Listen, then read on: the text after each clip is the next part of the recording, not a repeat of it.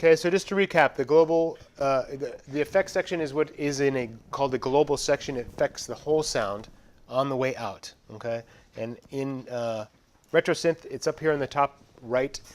The effects section in the RetroSynth only has two effects on it, flanger or chorus. So if we turn it on and we pick one of those two, I would suggest picking flanger. You'll be able to hear the effect more.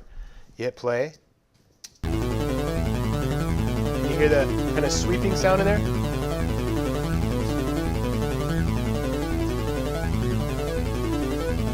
If I turn it off, it sounds more square. Listen. Normal with flange.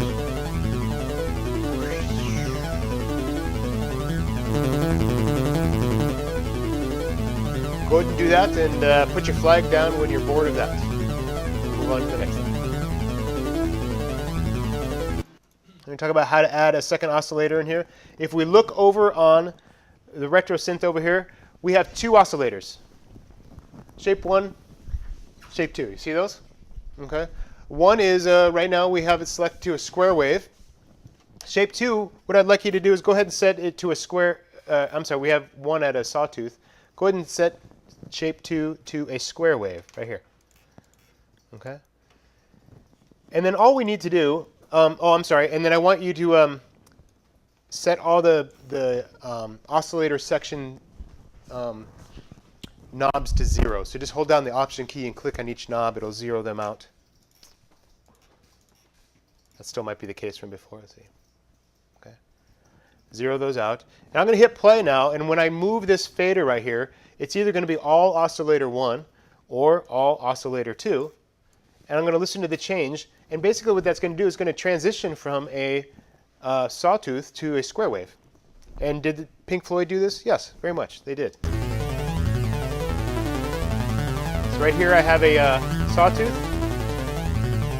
Hang on, I think there's something else playing too. Yes, sorry. All sawtooth. Sawtooth, nasally sound. Lots of overtones. Very pokey. Sounds kind of like an oboe.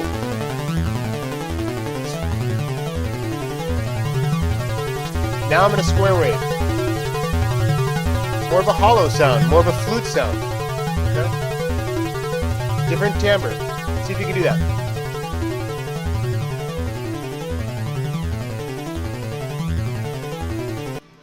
Now we're going to just adjust that second oscillator a little bit because remember what I was saying, when you have two people performing something at the same time, usually the pitch is just off just a little bit on them.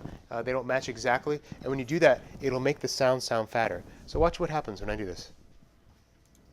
Or broader. I don't know if that's fat, like I said. Still can't decide what fat means. Here we go. So right now I've set my mixer to right in the middle between the two. Nope, sorry, went ahead. And I'm just going to change the sense on this. What does this mean? I'm changing the pitch just a little bit on the bottom oscillator.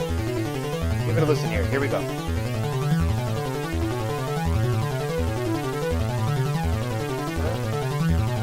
Now I'm going to take that detune away. Here it's more focused there. And then as I pull it apart, if I keep going, it's going to sound really out of tune. Listen.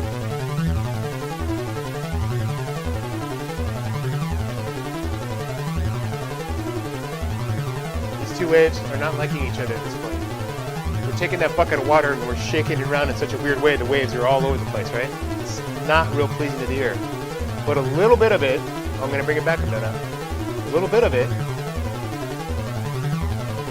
you can hear that kind of chorusy, flangy sound. That's what that effect is. We'll talk about that more as we go. A little bit of it starts to sound good to us, maybe in that area, something there. Okay? Now listen what happens when I put it all the way back. Here we go. Now they're perfectly in pitch with each other. Pull my lip in.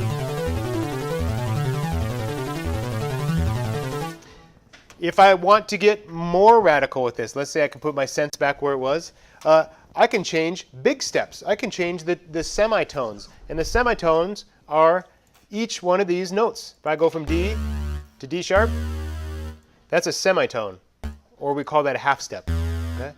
So when I start changing semitones here, I'm radically changing the note. Listen what happens if I change one semitone. Sounds pretty bad, right? But if I go up to, like, say 7, I get kind of an interesting sound, right? Or I might go all the way up to 12. And I end up with that. This right now means that the second wave, this oscillator is an octave higher than the first oscillator. Okay? The waveforms are lining up. It sounds good to us. And my sound, I don't know if that sounds fatter, but it has now a high and low component to it. I could go the other way, I could go down, too. So this one's now below it. This is how we create like a sub-bass sound, and we'll talk about that more. Here it is, just the one wave. Here's the other wave. And the two of them together.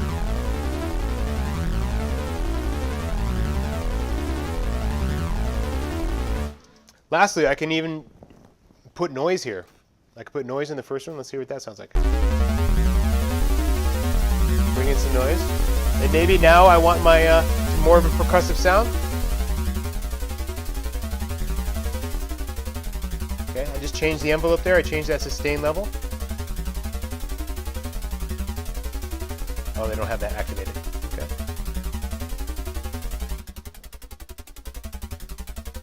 Maybe just a little bit of the tone, right? So I'm controlling. You can hear how the noise would just be a snare sound, right? Just snare. And then a little bit of, this might be good for making laser beam type sounds, right?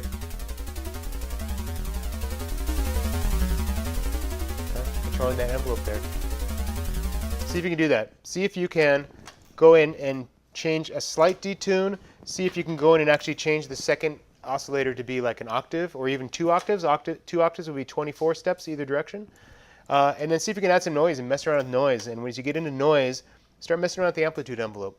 Start shortening it and lengthening it and see what happens as that noise comes in. See if you can make sort of a percussion sound, percussive sort of sound.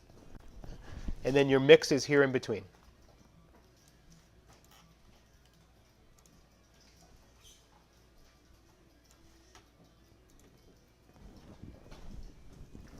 Yeah. Under the oscillator section, for semitones and cents, that only affects shape 2?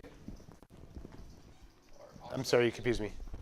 Wait. On the oscillator tab for retro synth, the semitones and cent styles only affect oscillator 2. Yes, got it. Yes, correct. They only affect this one relative to that one. There are other synths where you can adjust both. Right. Yep. Yep.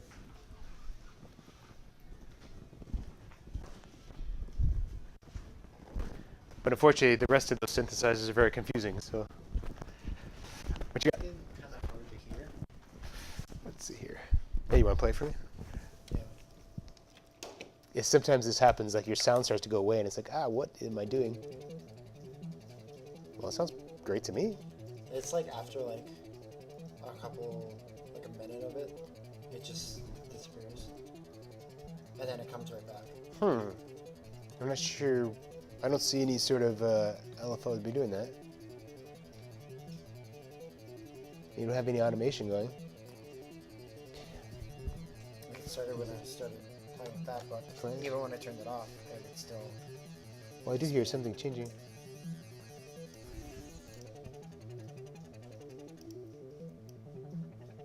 That all looks right to me.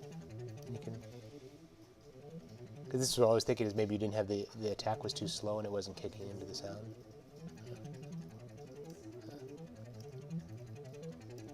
I don't know. It sounds, I couldn't tell you because it keeps going there. Sounds great. Looks like you got it. And see now if you can start to mess with these, right? The cents and the semitones and the mix between those two. You might want to put the headphones onto here because it'll jump out just a little bit more. So.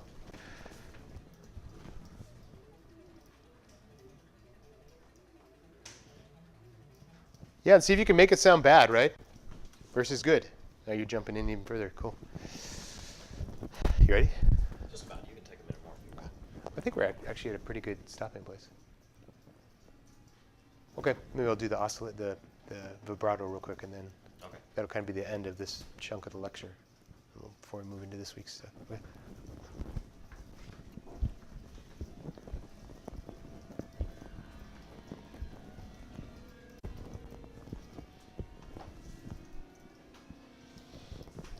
and see if you can manipulate those two guys. Did you play around with those? Oh yeah. Yeah, okay. And yeah, as your cents get up, you know it's going to sound really out of pitch. Yeah. When you were updating it, Oh, once admin. Yeah.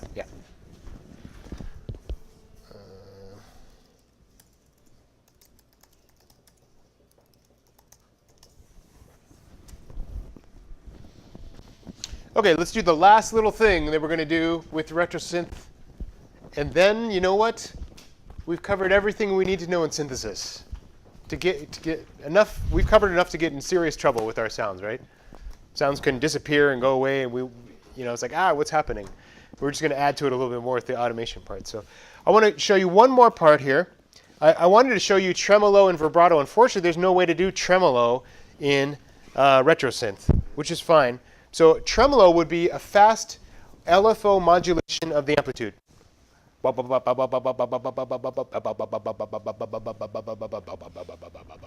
like that. Okay, tremolo is like that. Vibrato is going up and down with the pitch.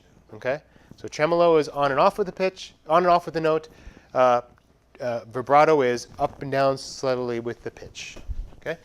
Why do I want to show you that? Just so that we can get the experience of a LFO affecting, right? We've looked at LFO affecting filter.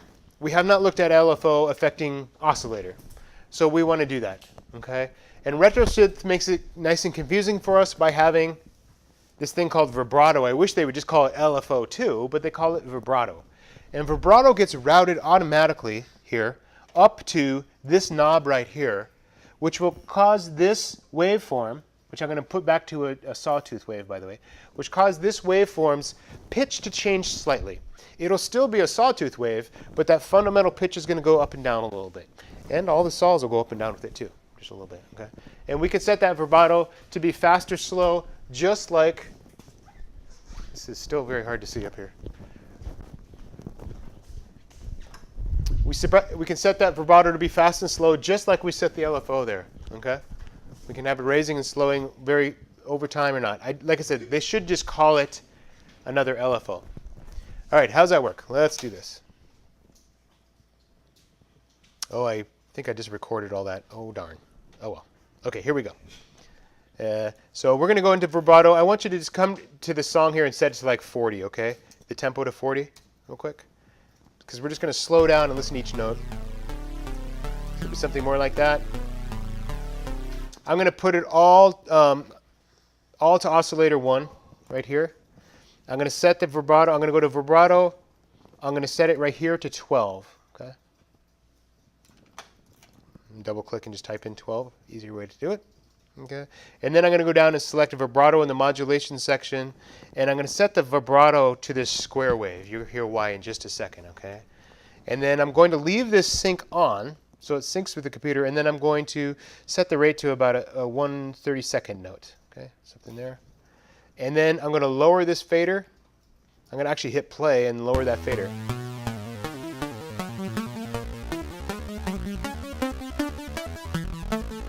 Maybe do something like that. I don't know if you can hear, there's a low note and then a high note. Actually, there's a high note and a low note on this one. This is in a very extreme vibrato. It's doing a whole octave on us, okay? And it's doing every 32nd note. We could make a more subtle vibrato. Hear it? We're bending the pitch. If I take it all the way here, it's off. No vibrato, a little bit.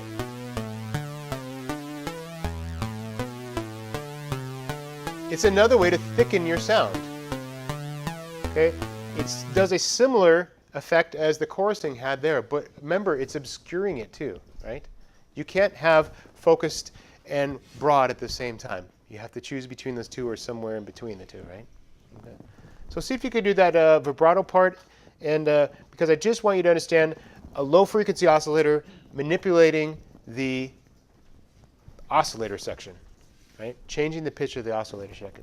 We could also do it very slow if we wanted, right? I could do, if I did something like vibrato like this, and I did a slow waveform like this, you can really mess with the pitch, right? To make your sound a little bit drunk.